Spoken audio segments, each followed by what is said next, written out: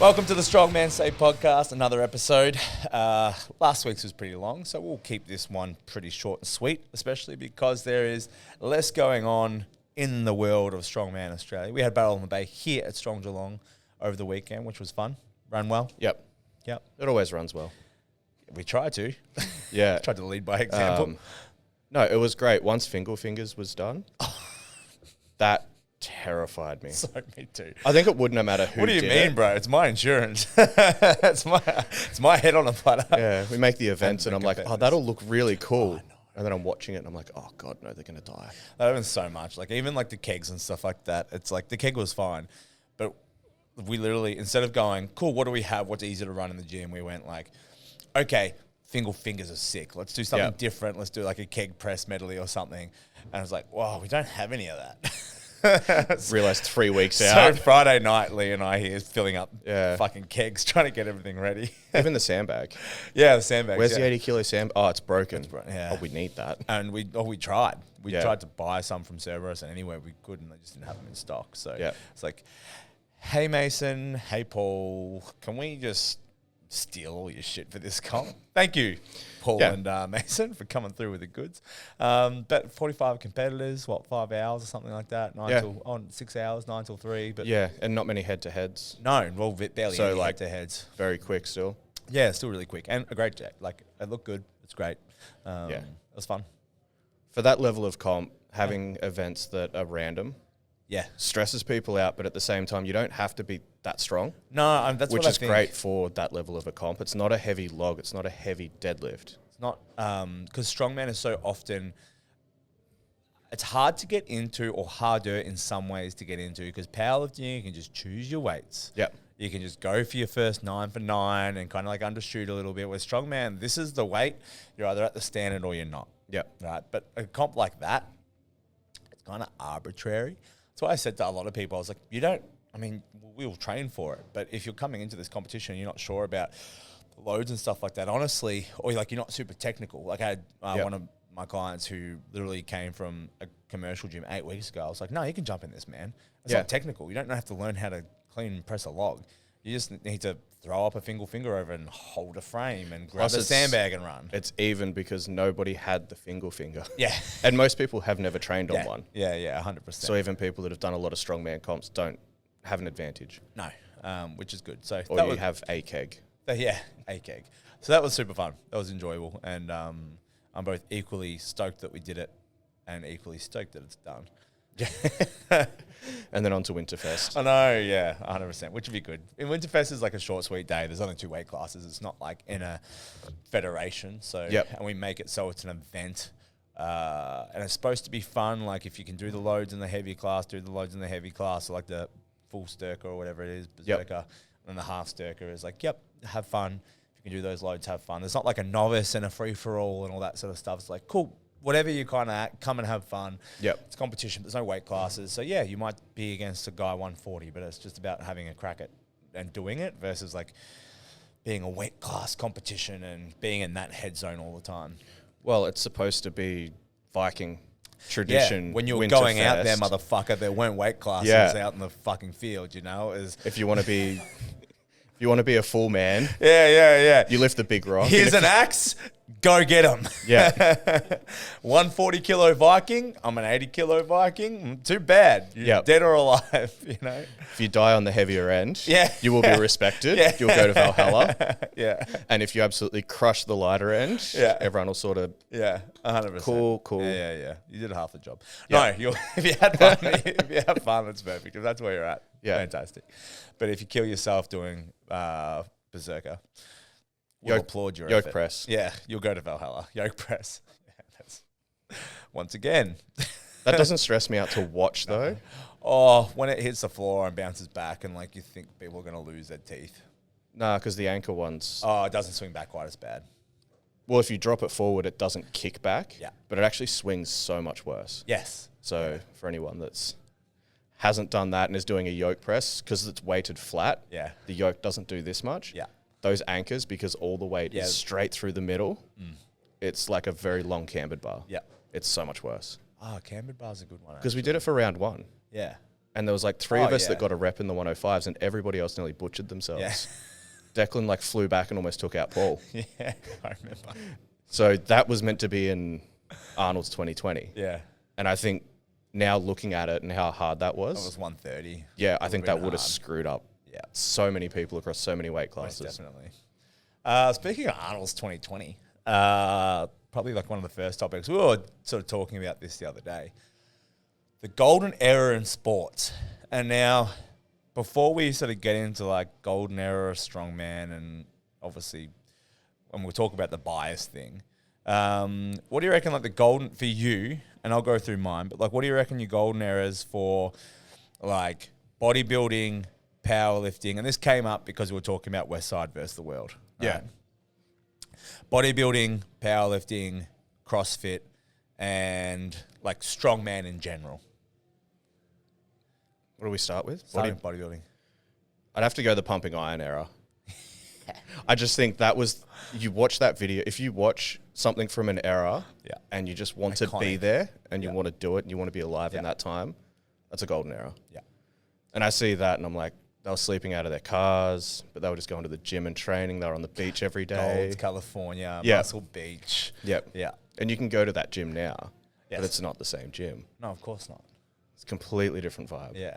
So I think that time for bodybuilding was just, that kicked off everything. Yeah.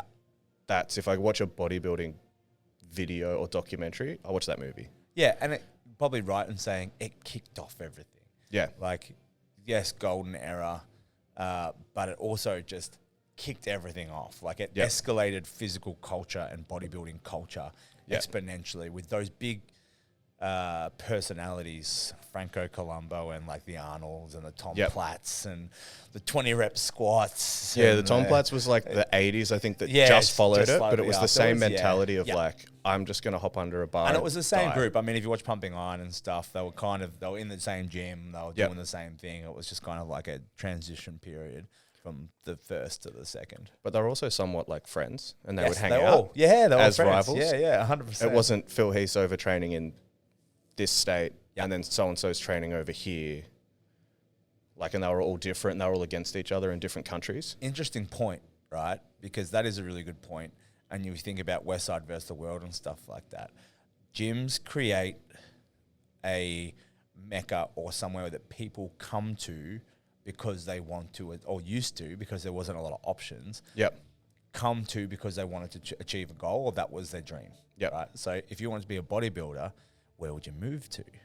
Yeah, you go straight to Golds. And then suddenly you're all training together, and suddenly there's like this mecca of bodybuilding, and then you have this golden era because all the guys are hitting the beach, tanning, then going to the gym for 2 hours, fucking getting a pump, and then whatever else, right? And then West Side versus the world, probably very similar. If you wanted to be a fucking powerlifter back then, and like powerlifting was powerlifting, like a quit powerlifting, where would you go? Yeah. If you wanted to make it. If you could get in there. If you could get in. If you could go there with a chance of getting in. Yeah. Where would you go to be a powerlifter? Fucking West Side. Where else? Except they didn't look like they were friends. Didn't sound like they were friends. No, watched it the other day and I'm just like, if it wasn't for lifting, they would all be in jail. And some of them just came out and ended up back in. Yes. But I'm like, they just wanted to kill each other. Yeah. Bad people. Violent men. Great at lifting weights. Violent men doing violent things with a barbell. Therapy. and outside of a barbell. Therapy.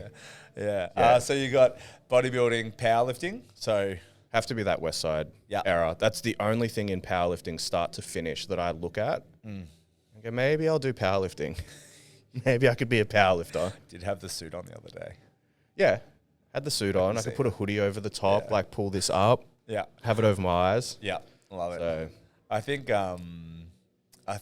definitely, like, we were talking about this the other day. I think it's worth mentioning.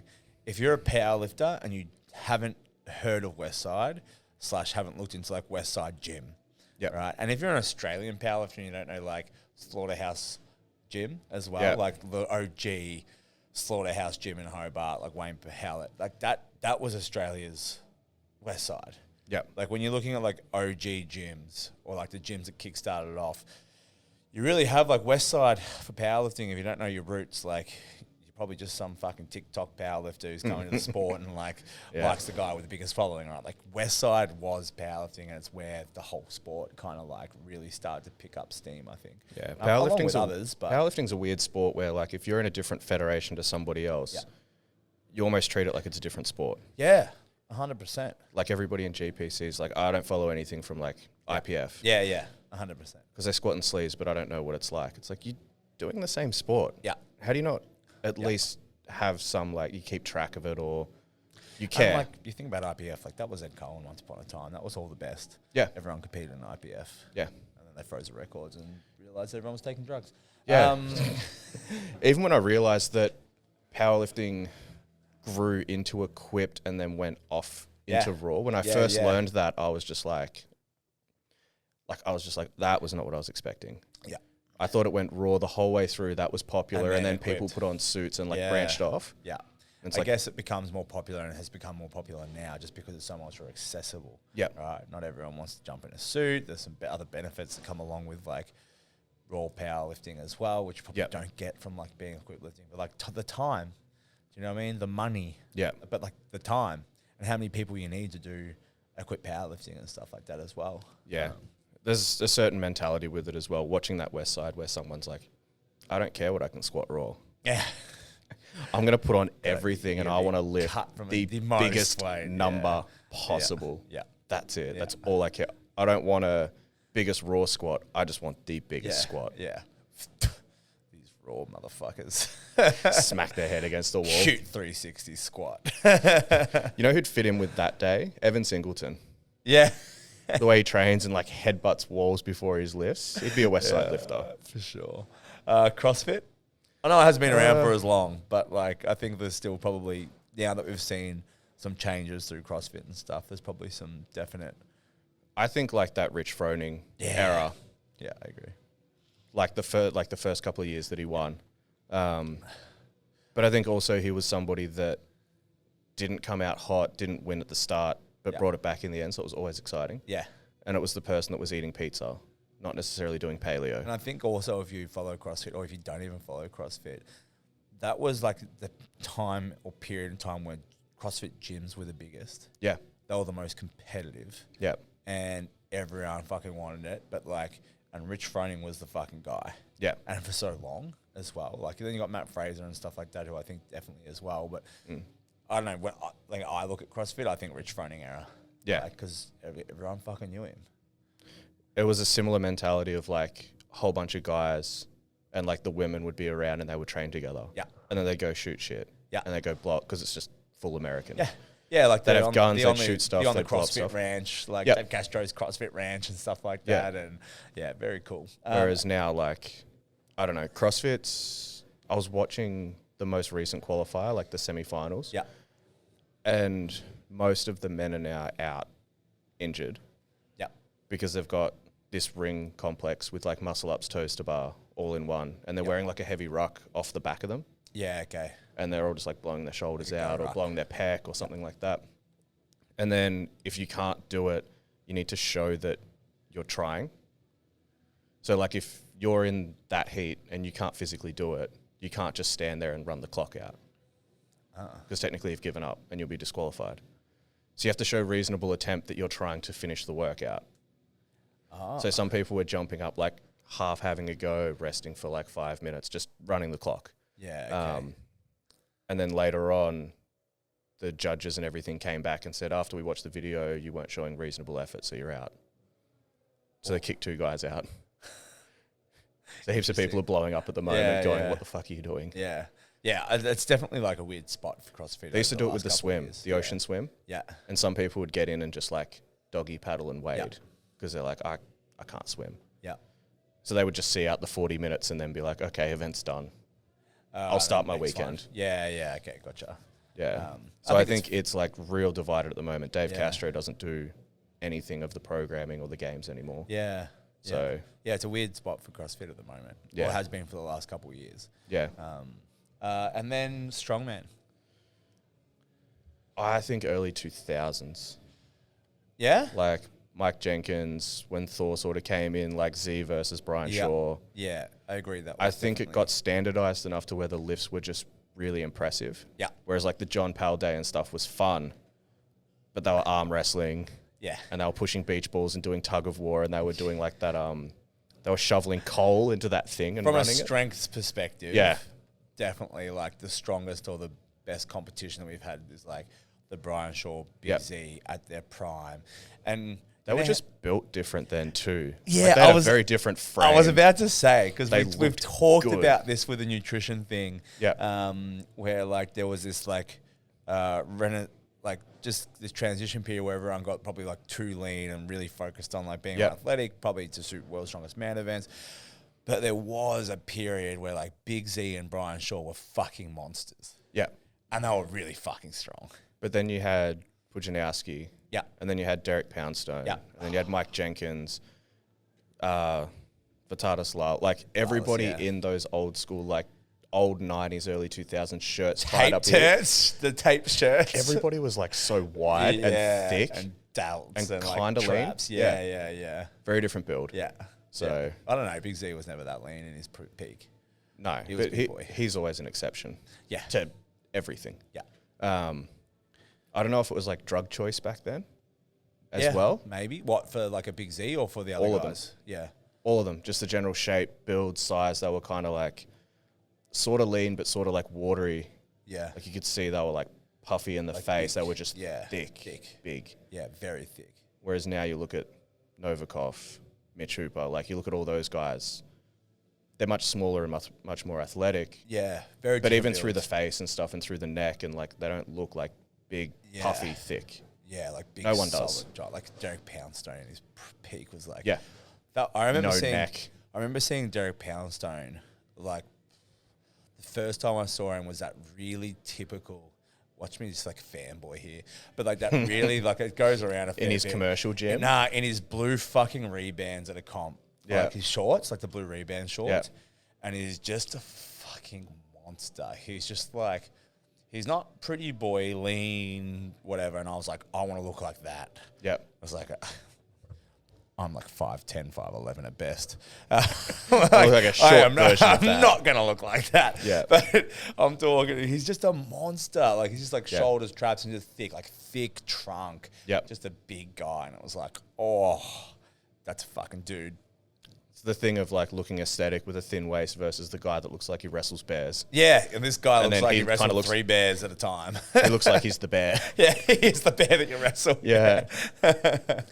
So agree. I think it was the era where it got more technical. Yeah. So it was a bit more standardized. Yeah. But they weren't so technical that like those guys were just brutally strong. Yeah.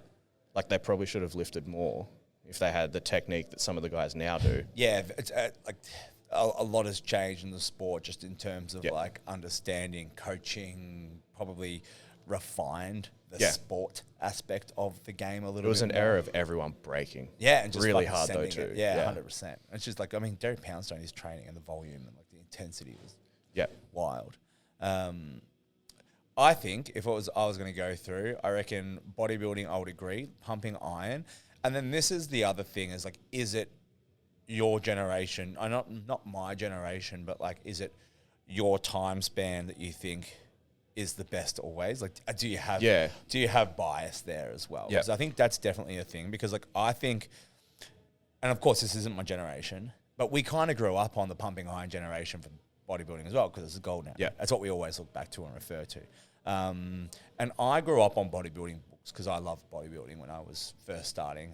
And like the Mike Mentzes and the Dorian Yates or that next one. But I wouldn't call that a golden era. The only other time that I would say is a golden era. And I kind of look at popular culture when I think of golden era in terms of what do our memes come from?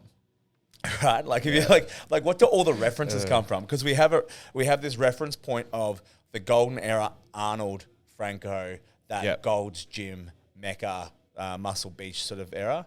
And then I think Ronnie Coleman, Jay Cutler, Kai Green, that earlier, like bigger, like different style of body for sure in terms of like golden era. Depends on what you're talking about. But I think about like those guys, like that era where bodybuilding again kind of blew up and they got like a lot of attention because you had these big personalities and the Ronnie Colemans with his like shouting and all these like slogans and stuff like that, and then Jay Cutler coming along, and like Kai Green with his red hoodie on, and on the Stairmaster being steak. a fucking weirdo on the bus, you know, like I look at that as like another secondary golden era. Yeah, that's where they weren't friends, and everybody was like in their own country, in their own pockets. Very different. Yeah, very different. Like Dorian Yates had come over from the UK, and would show no training videos. Yeah, he'd be down in a dungeon. Yeah.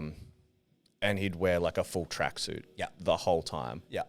Until he was basically pumped up for prejudging, and then he'd take that off, and everyone would just be like, oh, how's he got slabs God on damn slab it. of muscle? Yeah. Yeah, so it was different. It was like mind games, me versus you. Yeah. So I like that era too. But obviously I think that if you look at the golden era, I think pumping iron, honorable mention to those boys. It'll be something in every generation. We'll watch that and go, fuck, that's good. Yeah, do you know what I mean? Like where I still think that like because we still refer a lot back to that other era, I think it'll still last a while, but I don't think it'll ever be the Arnold era.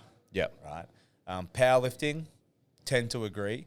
I'm gonna say the West Side era was the golden era of like equipped powerlifting.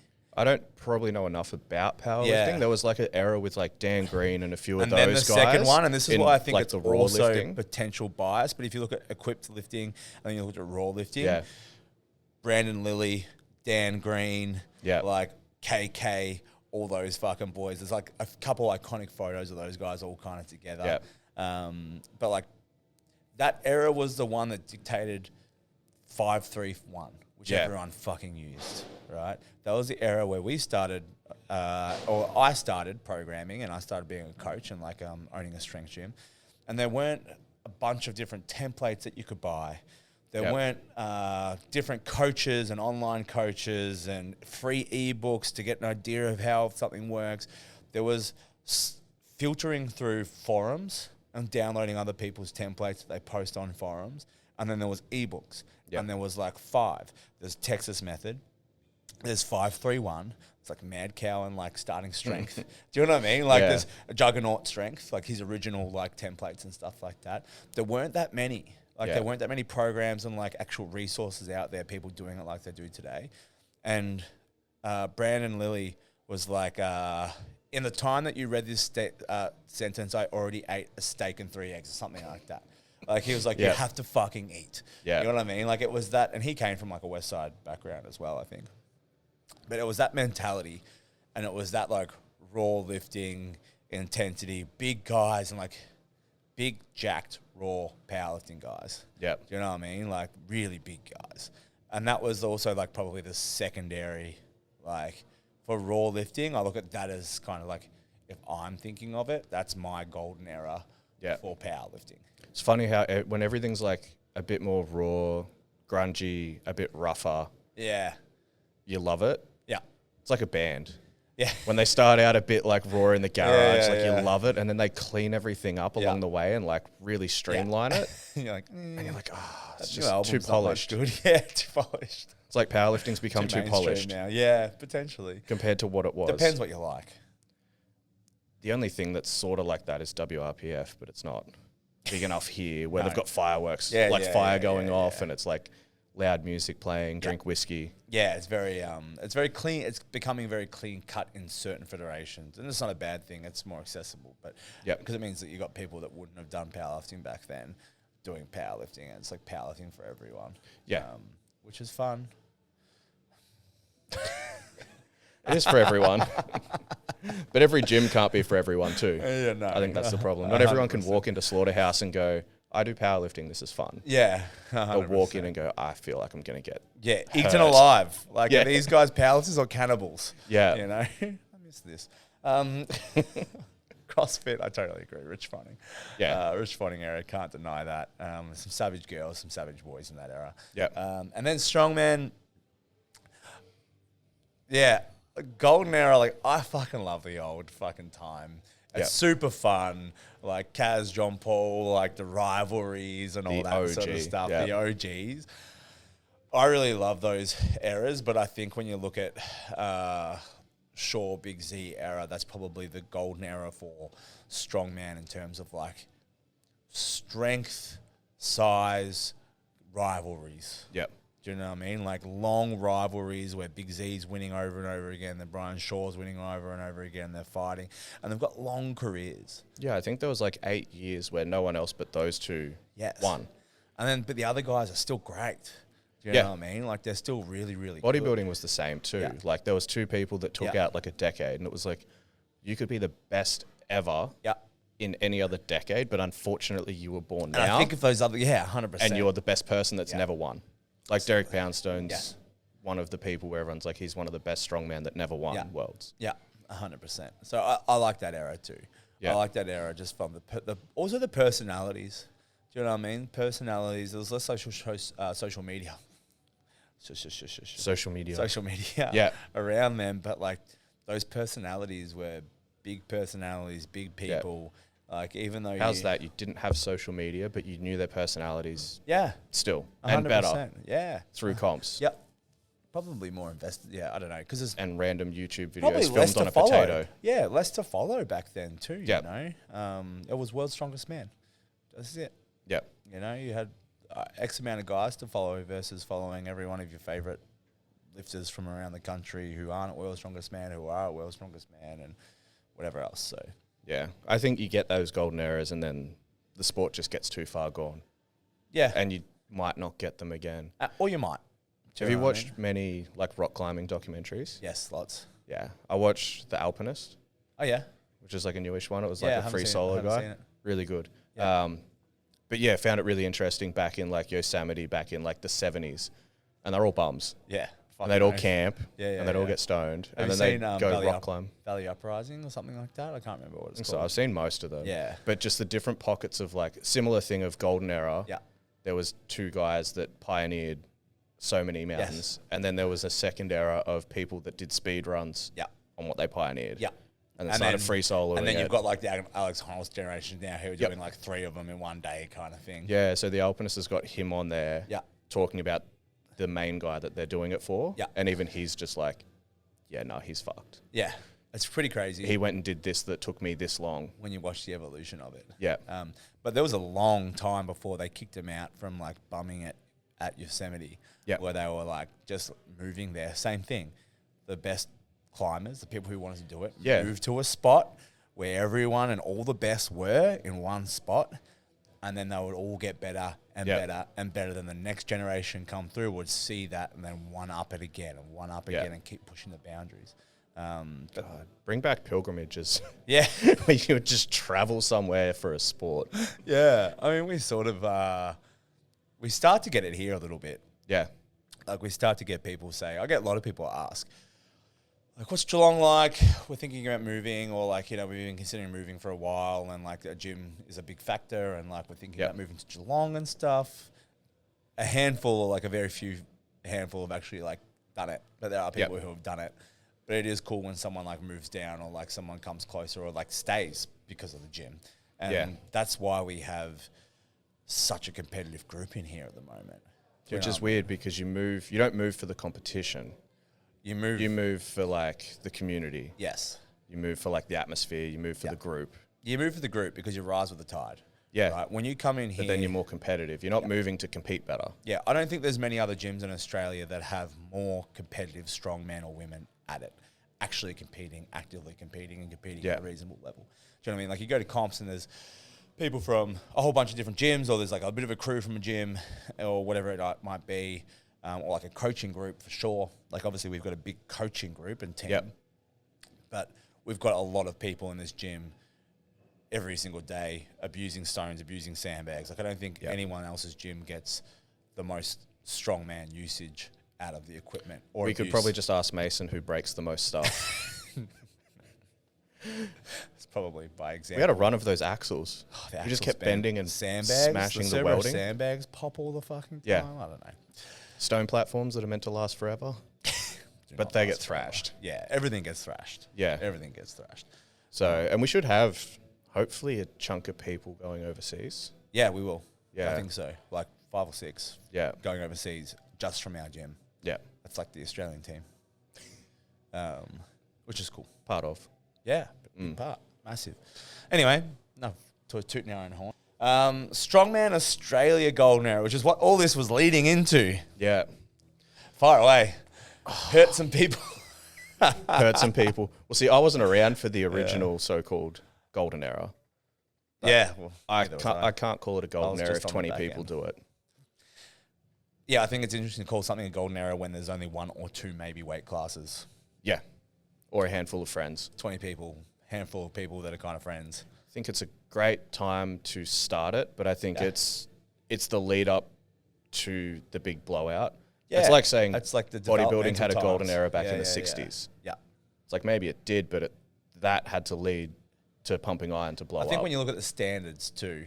Yeah. You know what I mean? Like, where was the highest or peak standards with the most people and the most competition, like actual competition? Yeah. Well, that would be that whole Arnold's era. Everybody just wanted to go to an expo. Yeah. And that was just the one comp. I think Arnold's changed the game for strongman in Australia. This is worldwide, really. Yeah, 100%. If that wasn't you're true.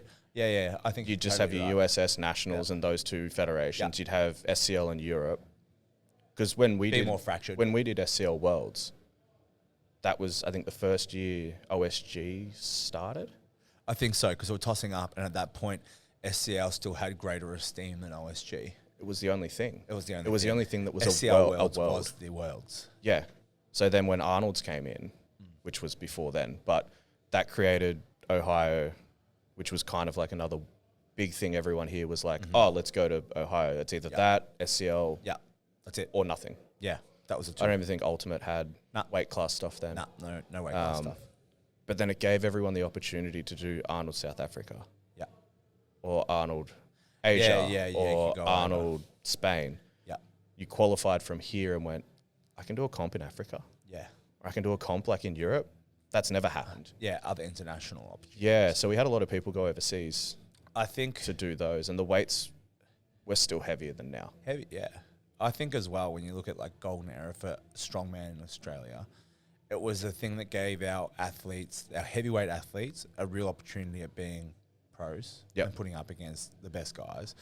Before that, you had a few of Australia's best guys go over to World's Strongest Man. Yeah, which is really, really cool. And the cool thing is now, like we had, we talk about golden eras, and we had some great guys go over to World's Strongest Man, Warwick Brandt, Joe Boyer and stuff like that as well. Yeah, so had Eben as well. So you can't discount that era because there were some great guys that came out of it, and obviously World's Strongest Man was a different point. Now, we did have a dip where we weren't sending anyone over, and now we've also got like 3 people from Australia representing. Yeah. Like or 3 or 4 people going over to World's Strongest Man or big arena shows that sort of originated from Australia and New Zealand, which is sick. Yeah. That's a big plus, right? Yeah. If there was a golden era of us being competitive internationally, it would be now. Yeah, I agree. But in terms of how competitive everyone is within the country, I would say it'd be pre-COVID. Yeah, I agree. And I think also, so you got the big things, huge shows, huge exposure. Yep.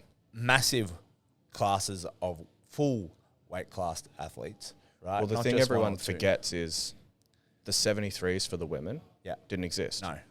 2020 was meant to be the first year at Arnold's. 82 63s?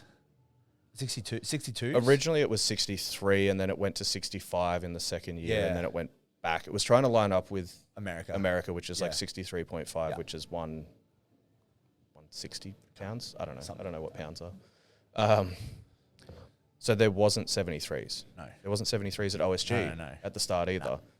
So you either made 63 or 64 or you did 82s. Yeah, which is really hard. It's a really big jump, but fuck, the girls' classes were fire. Well, imagine that now. Yeah. Take out 73s and see where everybody falls and how competitive it is. That'd be fun to watch. That would be like, someone would come 8th and you're like, you could have won. Yeah. That's how deep it is. It would be so fierce. Yeah.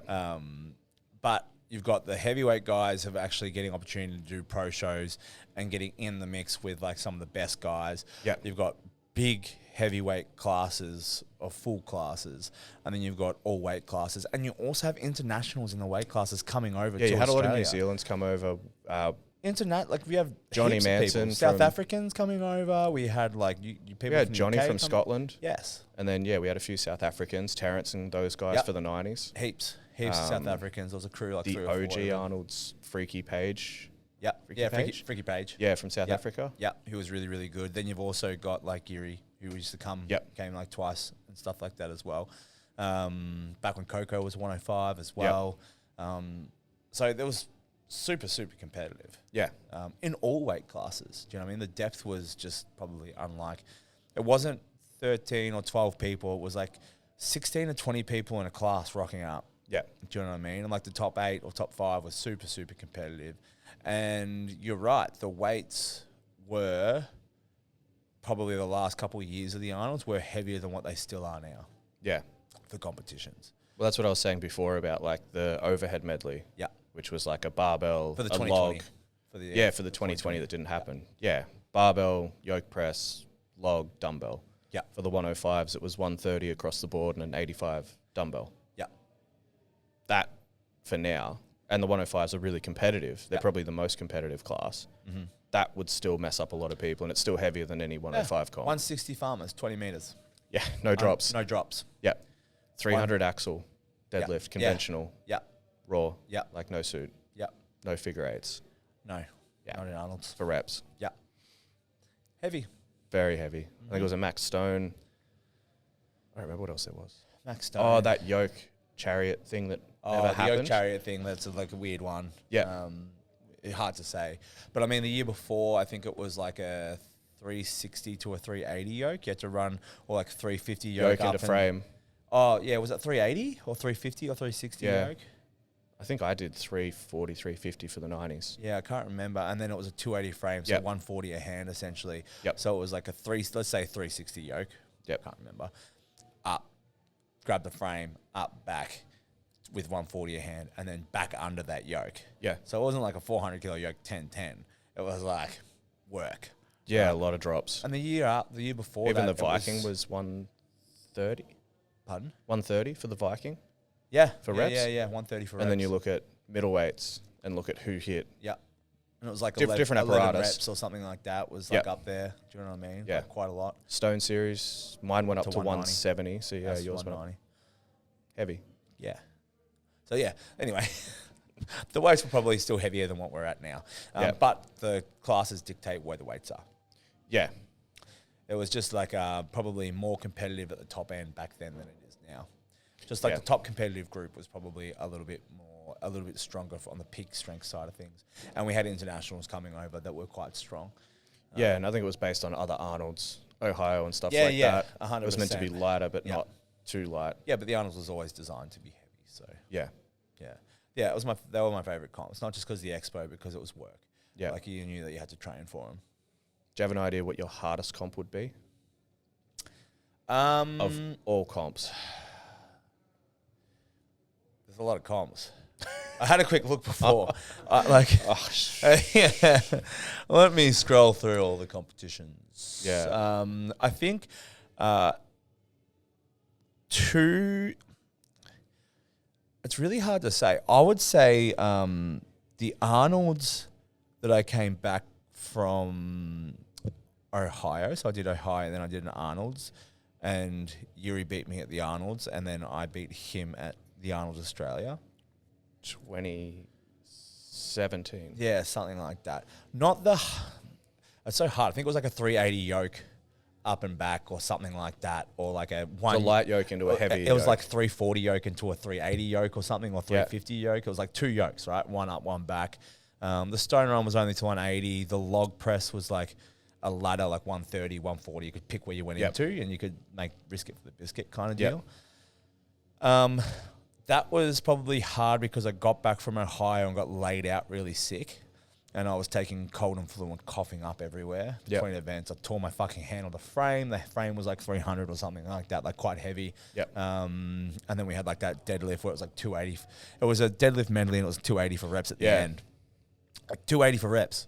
1 bar, 2 bar. Now do 280 for as many reps as you can. Yeah, it was like axle, frame. Yeah, then something barbell. like that, yeah. Or frame, axle, barbell. Yeah. And then it was like rep out on the barbell. So it was pretty heavy. But I think it was like one of the hardest comps because I was fucking dying the whole time. And just wanted to win. I really wanted to win, and I was down with 3 events to go. I was down behind Yuri, so I had to push it. But probably not the hardest weight wise. Yep. But then Czech Republic, Lidovel comps, always really fucking heavy. It's a 450 yoke. They fucked up the deadlift, so it ended up being a 320 power bar deadlift. And then it was supposed to be a 360 elephant bar deadlift, but they loaded it to 393. Yep. So only Yuri, Luke Davies and I got it out of everyone. And then it was a car deadlift. The Viking press was 140. There was a overhead medley that had an 85 dumbbell and 130 log and stuff in it. Their overhead medleys over there are fucked. Yeah, it's just really heavy and a lot, But then there was a stone throw, which was fun. Maybe some of the ASMs being my first 2-day comps as well, being heavy and a lightweight were quite heavy, 450 yokes and all that sort of stuff. Yep. In the midst of being a lighter guy and 2-day comps, which at that point I probably wasn't overly used to. Yep. But really hard to say. There's been some heavy fucking comps. Yeah. What about you? What's the hardest comp that you've done? Hardest weight-wise would be ASM. Yeah. But also the easiest in terms of I have no expectation. Yeah. No one expects me to do well. No, I know. So I'm just here to have fun. Yeah. That's so But in terms of weights, everything was close to a max, or I hadn't touched busting it before. balls to get there. Yeah, for 2 days and 8 events. Yeah.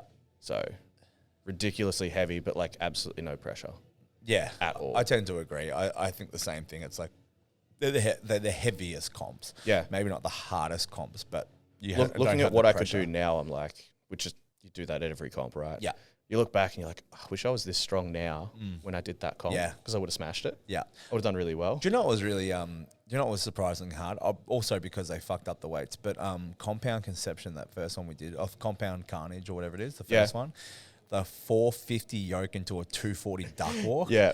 What the fuck? That was the start of the comp. Then it was a log ladder with 130 for reps on the end. Yep. That was a pretty heavy comp. Sandbag for reps. That's a hard comp.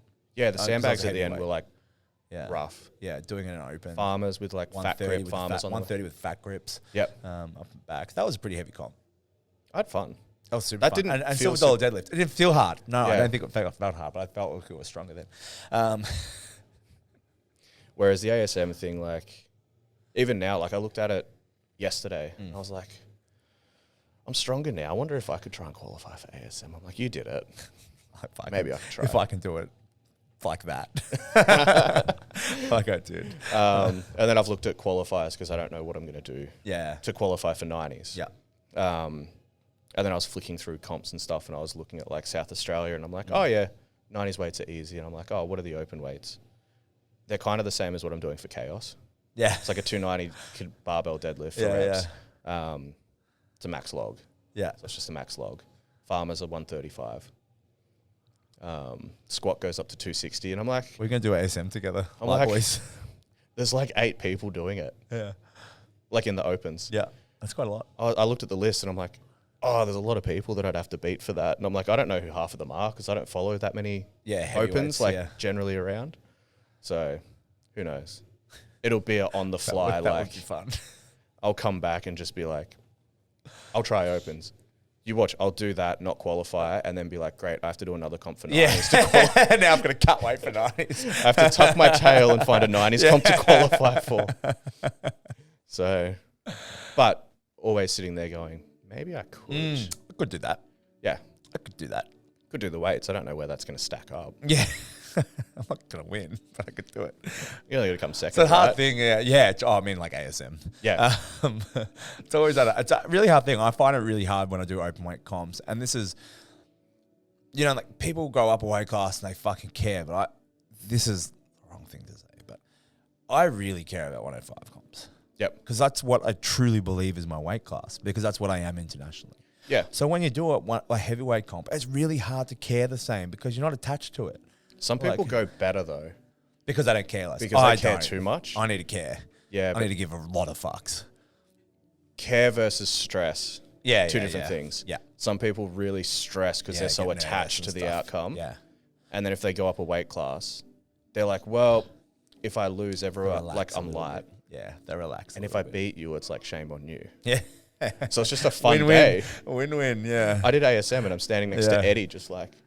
It's like how we talk about with the. You want to warm up? We talk about how the natty card. It's like, well, if I don't win, you're not natty. So like, really, I was the top contender that like is natural. And then if you do win, you're like, I beat you and I'm natty. It's a win-win. Yep. If you lose, you still fucking play the card. If you win, you still get to play the card. Yeah, but claiming natty is like claiming that you were sick or claiming that you had a bad prep. You can't prove it. You can't. You can stand next to everyone else in your weight class. And at the end of the day, when you stand on the podium, no one gives a fuck. Yeah. You can prove, if you stand next to everybody in your weight class, you can prove that you're 20 kilos lighter than everyone. Yeah. You don't even have to say it. Yeah. You just turn up as opens and everyone's like, what are you doing? What the fuck are you doing there? Yeah. I mean, you can't do that if someone's natural. True. Someone turns up and doesn't look like they train and you're like, oh, God. Good on you for being natural. They stand on the podium with their blood work. Worst thing is they might look natural, but they might not be. Yeah. Hey, which is even worse. Just taking a dig. And then there's so many people that don't look natural that are. Yeah. Oh, totally, bro. Yeah. 100%. I think it's fun. Like, yeah, I think a lot of people should, not even from a competitive standpoint, but just be like, I'll just jump in for fun. Yeah, fuck them. Go after them. Go up a weight class. Yeah, I think it's fun. I have fun doing it. Like, if I went and competed at South Australia, I've had great fun. Yeah. If I went and did that at South Australia, standing next to guys that are like way bigger than me, it'd just be funny. Yeah, I think it's just funny. I think it's fun. Like, I'm with you guys. I need a triple XL too, you know? What size do you want, Leigh? Triple XL, I'm heavyweight. Yeah. Come out of the dress. Yeah. You see everyone's list and shirt sizes next to it, and it's all triple XL, and then there's like a medium in there. And it's like, are you lost? Yeah, kind of. So I did that like when I did round 1 for 105s. Yeah. I would love to win. Yeah. I always want to win everything that I try. Sure. But it was also just a fun day because it was like, it doesn't matter to me. Yeah, 100%. I'm not that attached. Yeah, I'm like, if I came third. Yeah. The only thing that annoyed me was I should have been able to shoulder the stone that I didn't shoulder. Yeah. At the end. Because I did it in training. Performance-based, yeah. Yeah. And that would have put me into second over Charles. Yeah. It's not, I don't care that I came third. Yeah. Or that he beat me. I care that I missed the stone. I care that I missed the stone. Yeah, it's always performance-based, right? It's always outcome-based. When you don't do what you think you should have done, you're always going to be disappointed or annoyed. But you don't care about the actual outcome, or you have less attachment to the outcome in a weight class above yours. Yeah. I agree. Which makes it fun.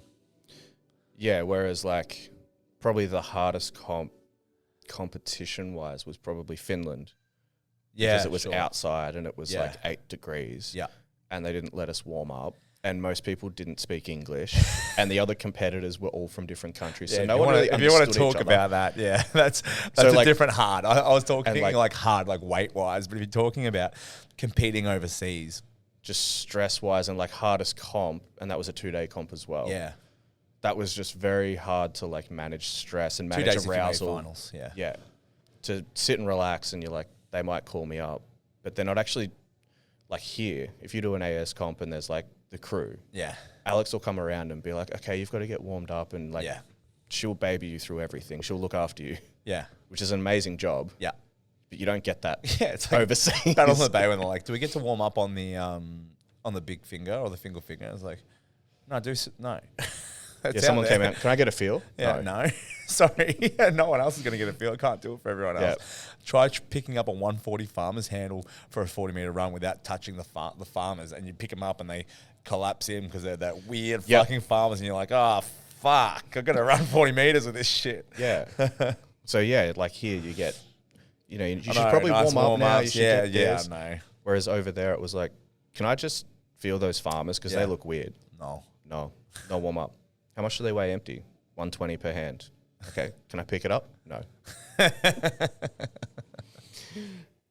And they're big jacked judges. Yeah, I know. So you don't argue with big jacked judges over there. So, like if you missed your warm-up and they're like, okay, they wouldn't even say that you're up next. So it wouldn't even be a case of like, all right, we've got Tyson up and then following we've got these two There was no one backstage telling you. It's like, Tyson. Fuck, all right. They would just call out your name wrong. Yeah, they would call out your name wrong. Tynan Maury. Like, where is he? No, he's going to zero. Time is going to start. And you're like, oh, shit, that's me. Like, there was no, like, let's get the 105s in, let's get the 90s in. Less clean, for sure. They do a better job now, I think, as well. Slightly. You learn by fire. Like, it's trial by fire. Yeah, 100%. You go there and everybody else is just making it work without being told what to do. And you're like, okay, I'm an adult. I'm a big boy. Yeah, everyone's an adult. This is the thing. There's a world title that comes with this. You're all adults. You should know what you're doing by the time you're at that like level. Even if you're not at that level, if you rock up to any comp or any national comp or any like qualifying comp, there's probably a likelihood that you don't need babying or you shouldn't need babying. And if you do need babying, you need to reassess like how well you know what's going on in a day. You're not going to turn up to your job every day and just stand there and wait for someone to tell you what to do. You know what I mean? Like, you got to take some ownership over the day. You know what I mean? Like, yeah. Anyway. Speaking of overseas comps, we've got a lot of people doing overseas comps, which, you know, speaking of golden eras, in the golden era period of Strongman, we also saw the golden era of GoFundMe for Strongman competitions.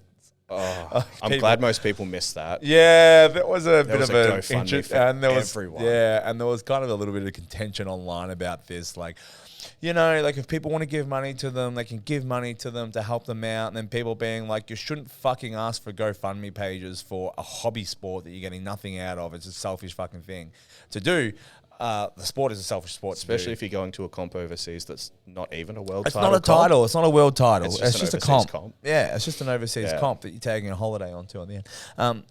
So what we wanted to talk about is, instead of doing a GoFundMe, because if you can't tell, Leigh and I aren't proponents of someone putting up a GoFundMe or a Kickstarter so you can go play Strongman overseas for not even a title. If you're a famous Instagram person and you have a following and you have followers that want to help pay to get you somewhere, fair, that's fine. Sure. But if it's just going to be family and friends, and your following is family and friends basically, and a few people in the sport who are also trying to raise money to get there, it's probably a shit thing to do. And it like guilts people. Like, I've had people ask me, like, are they going to help donate for them to go overseas? And I'm like, I'm trying to go to the same comp. Yeah. You want me to give you $50 and then I'll ask you for $50 to help me get to the same comp? Yeah. No. Like, that does not work. We're all trying to get over there. Why are you pulling money from us? 100%. Wrong people. 6 months later, you're just going to want to pull it back. Yes. There are a lot of ways to get aid or to help. First and foremost is sponsorship. If you're a good athlete, if you're going to Worlds, if you're going to a high-level competition, that promoters or sponsors may be interested in helping you get overseas too. The first thing is, if you are actually at that level, you could be looking at sponsorship. Now, if you foresee that you want to go overseas for comps, if you foresee that you're becoming or getting to the level that, one, you could benefit another company by representing them, one, and two, that you may be going overseas for a competition, start looking at how you're perceived online. Yeah. Are you putting out reasonable content? Are you creating relationships online? Are you looking like you would be a good ambassador for the sport, for yourself, and for another business online? If you're not doing those things, you're not going to be getting sponsorships. Yeah. It's really that simple. Just kind of be a good person. Yeah, and also be good enough. Yeah. You know what I mean? Like two things. You actually have to be representing yourself in a way that is conducive to other businesses wanting to be associated with you. You have to look like you are someone that another business wants to associate with. Yeah. Someone that they want to represent their brand. If you're being a fuckhead online, or you're being something that, like, you can be polarizing on social media. That's absolutely fine. But understand that if you're polarizing in social media or whatever it is that you're doing, understand that some brands or some people will not want to be associated with the brand or image that you are putting out. Some may love it. You can still be opinionated. Yes. And not be shit about it. Yes. You can still be professional about it. 100%. Which a lot of people struggle with. Yeah, towing the line, I guess. But sponsorship like that doesn't mean everybody message Carl for Cerberus, because Carl's not going to throw cash at you. No. I wish he'd throw $1 at me. But it just doesn't work that way. No. Equipment 100%. Helps save money. Things that might buying save equipment. money. But then also sponsorship doesn't just mean equipment or anything like that. It's like, it could be sponsorship from your gym. Yes. It could be sponsorship from, I've seen guys do it with local butchers. Yeah. Pretty sure Coco did it with the local butchers at the Gold Coast. Things that save you money on a week-to-week basis. Might save $50 a week. Who knows how much, but might save $50 a week on steak. Yeah. And a lot of people eat a lot of steak in this sport and a lot of meat, or just whatever you spend money on. Yeah. Supplements. Totally agree. Doesn't have to mean that you get sponsored by Gymshark. Do you know how I got my explosive custom macro sponsorship? This is by eating the meals. By eating the meals? No, it wasn't. I've been sponsored by Explosive Custom Macros, Rob. Thank you very much, for the last like 2 or 3 years, right? Yeah. Which means it drastically impacts my grocery bills. I eat a lot of fucking food. It targets my macros, fits perfectly to what I'm trying to do or trying to achieve, and it means it makes a huge difference, especially now we have a family. Like our grocery bills. Right? And also prep time. Like our Sunday isn't me prepping meals and 2 times a week so I can work more and blah, blah, blah. So that's a huge impact. I got that sponsorship because I went to a powerlifting meet and someone was heating up an explosive custom macro meals in the microwave. And I said, bro, that looks really good. Where did you get that from? And he's like, oh, it's a guy who trains out of PTC South Melbourne. He does it for some of the members and stuff like that. So I slid into his DMs, not asking for a sponsorship, asking, hey, mate, do you deliver to Geelong? And he was like, nah, but we've been looking to. And I was like, sweet.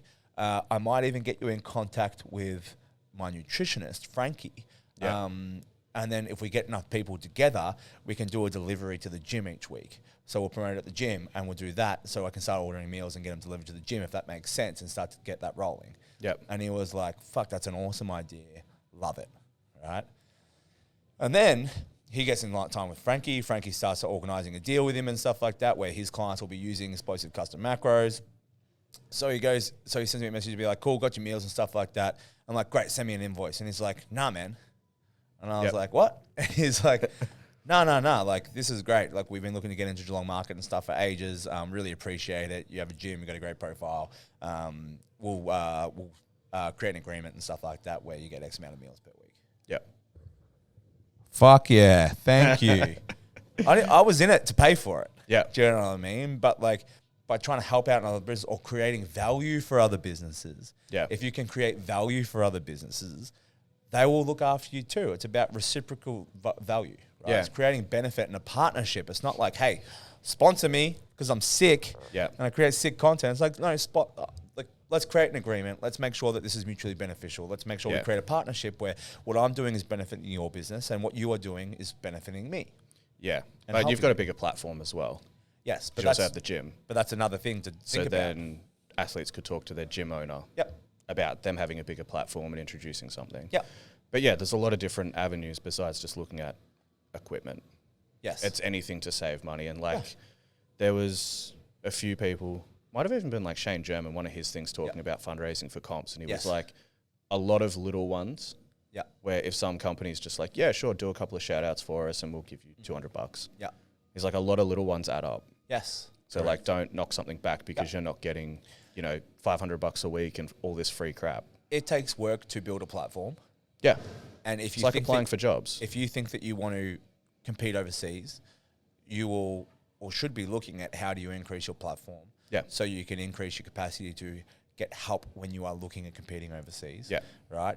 The second thing is, I started online coaching because of one thing. I saw that I wanted to go overseas and compete more. I saw that I wanted to be on the international circuit. Yep. I did 2 international comps. My income was largely cash or personal training based, where I had to be at the gym. And because we had the gym, I would have to pay for someone to do all my shifts while I was away. Because we didn't have an income and didn't have cash flow in the gym. So it would come out of my pocket.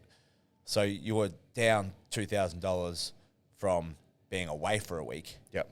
Because you wouldn't make the money for the week, you wouldn't be taking PTs, and you'd be paying someone else to do your work. Yeah. Or just man the gym. Right? Yep. And I was lucky because I had a couple of sponsors early that were like gym members and stuff, like helping. But I would still come out so out of pocket because I wasn't working for the week that I'd be chasing my fucking tail for a month trying to get back on like rent and bills and all that sort of stuff. Yep. So I started online coaching more. So I started working on my online coaching business so I could actually do some work. So I wasn't relying on personal training only, so I could do some work while we're overseas. And that's exactly what we said to you when you started with the Strongman Way. It's like, yep, you can floor, but if you want to do comps and stuff like that, let's try to make sure that you make rent and bills while you're gone. Take 10, 15 clients. That way, while you're away, you have some sort of consistent income that's actually consistent week to week. Yeah. Right? That's having foresight, being like, no, I want this. I want this, and I'm going to work towards doing everything else that it takes to make sure that I can do this more regularly. Yeah, setting it up and not going, oh, I qualified in 8 weeks. Yeah. I have no money. Yep. Can everyone give me money? Yeah. Go fund me. Tick. Go fund me, please. And while equipment, food, all that sort of stuff helps, cash helps. Yeah. Money helps the most. Yeah. Buying stuff, buying flights and stuff is expensive. So the best ways, there's so many ways to do that by actually giving back. Not just by taking, but by creating something where you get to give back, right? Apparently flybys, all those things. I don't know anything about it, but I was more thinking it was like t-shirts and stuff. No, there was that, but no, it was like friends of ours and stuff that have been traveling a lot to like America and all these places, rack up a heap of stuff off just day to day. Yeah. Flybys, random points, random savings. So if you're planning on flying a lot or traveling a lot, utilize points. Use credit cards and pay it off and all that sort of stuff. Try and be smart with it. But then, there's like T-shirts. There's in-gym comps. Like we did that at Coco's when me, Ali, and Simon went overseas. Yep.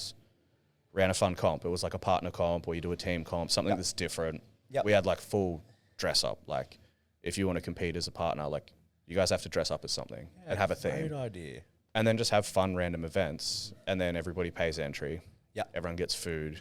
And then whatever else is tallied out of that profit was like, okay, this is to help you three go overseas. We did seminars. Yeah. We did seminars and we went up to Beechworth and stuff like that, which helped like Finland and stuff. Comps are a great one, or like little events or fundraising events. And I talk to gym owners. Something that's somewhat tangible where like if you're kind of asking to help pay for a trip, you need to then give something Don't back. Just ask. Yeah.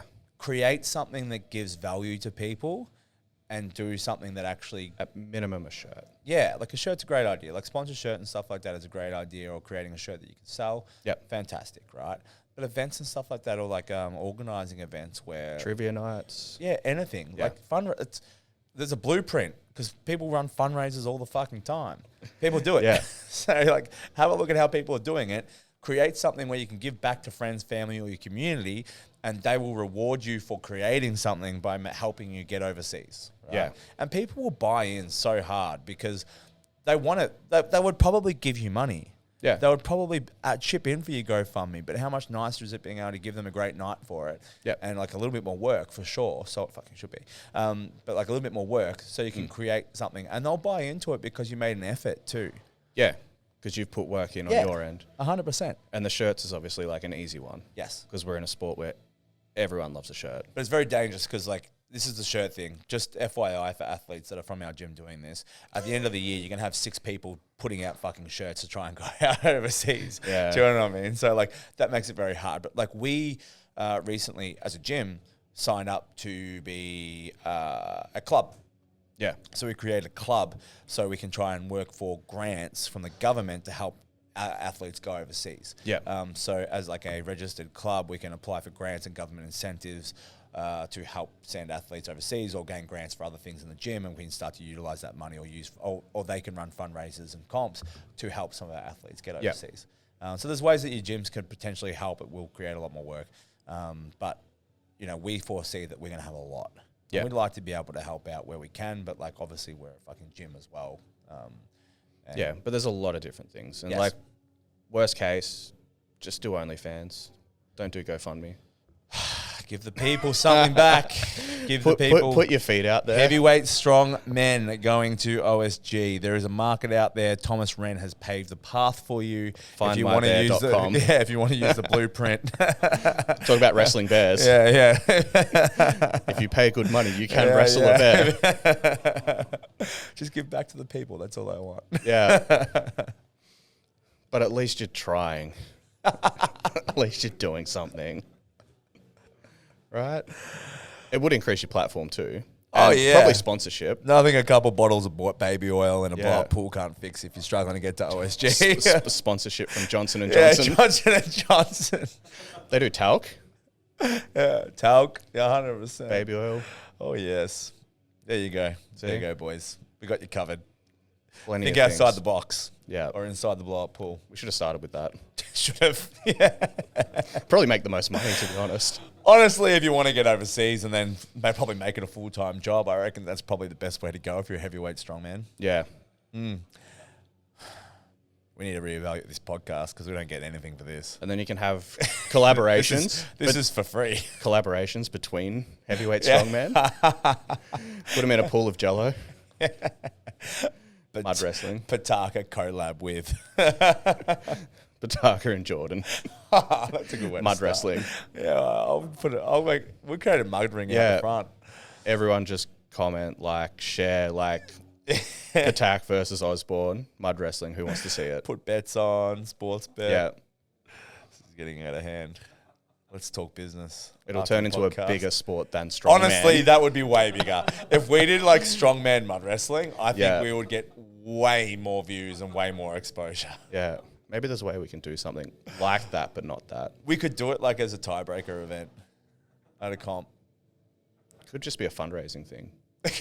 Could be a fundraising. Josh would do Yeah, that like- too. To raise money for him to go over to OSG, he would 100%. wrestle in mud. Yes, he would. Anyone that's willing to pay. I would. You pay money and you get to wrestle him in mud. Like, I know. Oh, like you get to wrestle Australia's strongest man in Yeah. mud.